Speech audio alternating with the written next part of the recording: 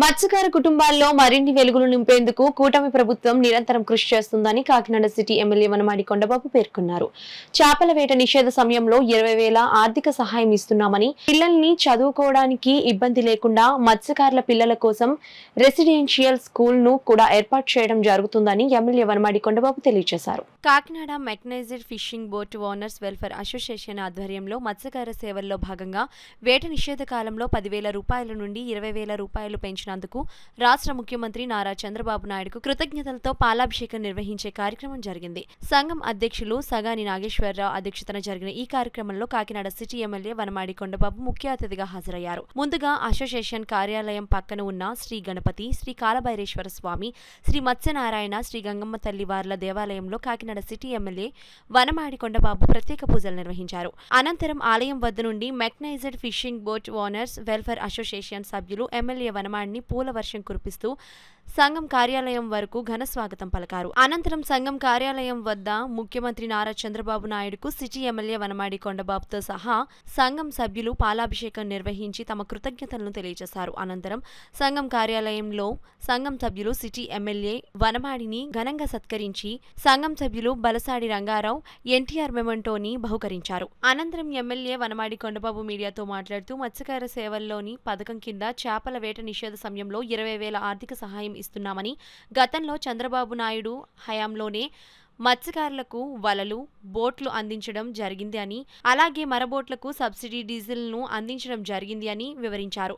పాలాభిషేకం చేసేందుకు చంద్రబాబు నాయుడు పూర్తి స్థాయిలో అర్హులు అని, మత్స్యకారులకు చంద్రబాబు ఎల్లప్పుడూ అండగా ఉంటారు అని అన్నారు. సంఘం అధ్యక్షులు సంగాని నాగేశ్వరరావు, కోశాధికారి చింతపేర్రాజు, బాబులు, నాయకులు బలసాడి రంగారావు, పేనుపోతు తాతారావులు మీడియాతో మాట్లాడుతూ గత వైకాపా ప్రభుత్వంలో మత్స్యకారులకు అందించే వేట నిషేధం పరిహారం అరకొరగా అందేదన్నారు. అంతేకాకుండా డీజిల్పై 85 రూపాయల వరకు పన్ను వసూలు చేసేవారని, కానీ ఇప్పుడు డీజిల్పై 73 రూపాయలు తీసుకోవడం వల్ల బోట్ ఓనర్స్కు 10 రూపాయల వరకు మిగులుతుంది అని సంతోష వ్యక్తం చేశారు. ఈ కార్యక్రమంలో సంఘం ఉప అధ్యక్షులు మల్లాడి రాజు, పాలెపు ధర్మారావు, రేకాడి లోవరాజు, లంకే నూకరాజు, ప్రధాన కార్యదర్శులు నాటి ధర్మారావు, పాలెపు ధర్మారావు, కార్యదర్శులు చెక్కా లక్ష్మణరావు, కాటాడి శ్రీనివాస్, వనమాడి కోయరాజు, పినపోతు శ్రీనివాస్, సంయుక్త కార్యదర్శులు లంకాడి వీర్రాజు, పొన్నేడు లోకేశ్వర్మ, కెంపెల్ల రాంబాబు, మల్లాడి నూకరాజు, పెమ్మడి విశాఖ, సంయుక్త కోశాధికారి సంగాని ధర్మారావులతో పాటు సభ్యులు ముద్దే ఈశ్వర్రావు, పాలెపు మహేష్, పంతాడి తాతీలు, పాలెపు శ్రీను, మసకపల్లి కృష్ణ, అంగాడి నటరాజు, పినపోతు నూకరాజు, మల్లాడి సత్యబాబు, వాడ్రేవు త్రిమూర్తులు, కోతర తాతారావు, వాతాడి వర్మలతో పాటు సంఘం సభ్యులు పెద్ద సంఖ్యలో పాల్గొన్నారు. అన్ని వర్గాల ప్రజలతో పాటు మత్స్యకారులు కూడా పెద్ద ఎత్తున ఆదుకోవడం జరిగింది. ఆయన ఒకటి ఇన్లాండ్ ఫిషర్మెన్, ఒకటి మెరైన్, సముద్ర పేరున ఆటాడతారు, కొంతమంది సముద్ర చెరువుల మీద ఆధారపడి బతుకుంటారు. ఆర్థికంగా బలపరచాలి ఈ వ్యవస్థని అని చెప్పి వెరీ స్టార్టింగ్ ఆ రోజు నేను శాసనసభ్యులుగా ఉన్నాను 1999లో. అప్పుడు వీళ్ళకి ఏమిస్తే బాగుంటుందంటే ఫైబర్ బోట్లు ఇవ్వడం జరిగిందండి. మొట్టమొదటిగా చాలామంది ఇంజిన్లు చెడిపోతే ఇంజిన్లు వేసుకోవడానికి డబ్బులు లేకపోతే ఇంజిన్లు కూడా ఇచ్చారు ఆయన. అదేవిధంగా వలలు ఇచ్చారు. అదేవిధంగా వాళ్ళకి కావాల్సిన ఎక్విప్మెంట్స్ అన్నీ కూడా సబ్సిడీ ద్వారా ఏదైతే పెద్ద బోట్లు ఉన్నాయో వాళ్ళకి ఎక్కువ సౌండ్స్ కానీ, జీపీఎస్లు కానీ, ఆ విధంగా కూడా పెద్ద బోట్లు కూడా ఆదుకోవడం జరిగింది. గత 5 సంవత్సరాల వైసీపీ ప్రభుత్వంలో మీ అందరికీ తెలుసు, ఈ రాష్ట్రంలో జీవిస్తున్న మత్స్యకారులకి ఒక వల కానీ, నావ కానీ, బోట్ కానీ ఏవి ఇచ్చిన సందర్భాలు లేవు. దానికి 217 జీవోని పెట్టారు. మా ప్రభుత్వం వస్తే రద్దు చేస్తామని చెప్పి హామీ ఇచ్చారు చంద్రబాబు నాయుడు గారు.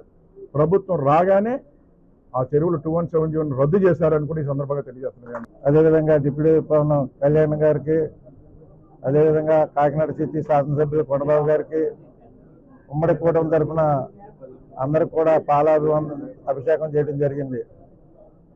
ఏం చేస్తారంటే గత 5 సంవత్సరాలు కూడా మత్స్యకారులకి ఏ విధమైన ప్రభుత్వం సహాయ సహకారం అందించలేదు గత ప్రభుత్వ వైసీపీ ప్రభుత్వంలో.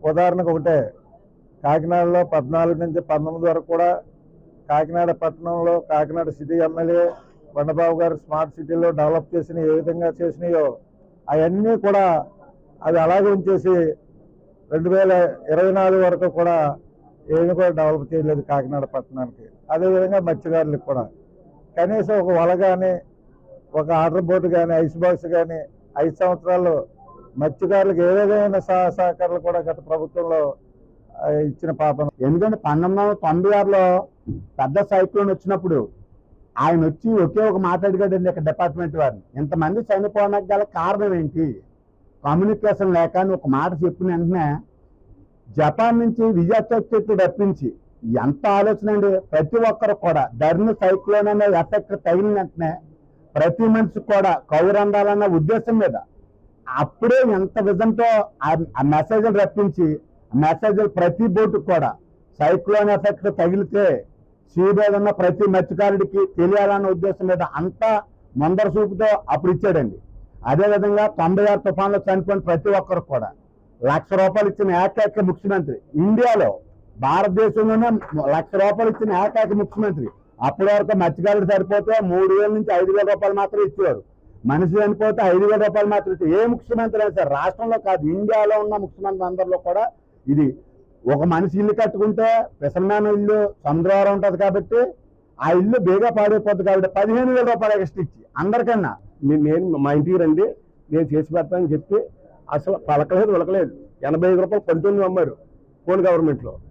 ఇది మాకు జరిగింది. తర్వాత నేను గురుగారు ఎమ్మెల్యే గారు మాకు మాత్రం స్లాప్ వేయాలి. ఇప్పుడు 72 రూపాయలు 75 రూపాయలు అదే అప్పుడు 85 అమ్మితే ఇప్పుడు 72 73 దాకా వచ్చేసింది. మాకు లీటర్కి వచ్చి 8 రూపాయలు 10 రూపాయలు కూడా మిగిలిందండి. ప్రతి వాండర్కి 2 లక్షల నుంచి 3 లక్షలు కూడా మిగిలింది. అంటే ఆయిల్లో మా కొండబాబు వచ్చిన తర్వాత ఇదండి. మా మత్స్యకారులకు మాత్రం ఇప్పుడు 85 నుంచి 90% వరకు ఈ 20,000 పడ్డాయి. ఆ గవర్నమెంట్లో అయితే 60% 70% కూడా పడలేదు ఏ సంవత్సరం కూడా వైఎస్ఆర్ గవర్నమెంట్ ఉన్నప్పుడు. ఈసారి మాత్రం మాకు న్యాయం జరిగింది. ఇంక 800 పేర్లు 900 పేర్లు పెండింగ్ ఉన్నాయి. అది మీ ఎంతో పెందల కాడ అవి ఎంక్వైరీ చేసి అర్హుడైన అందరికీ కూడా న్యాయం చేయాలని చూడాలండి.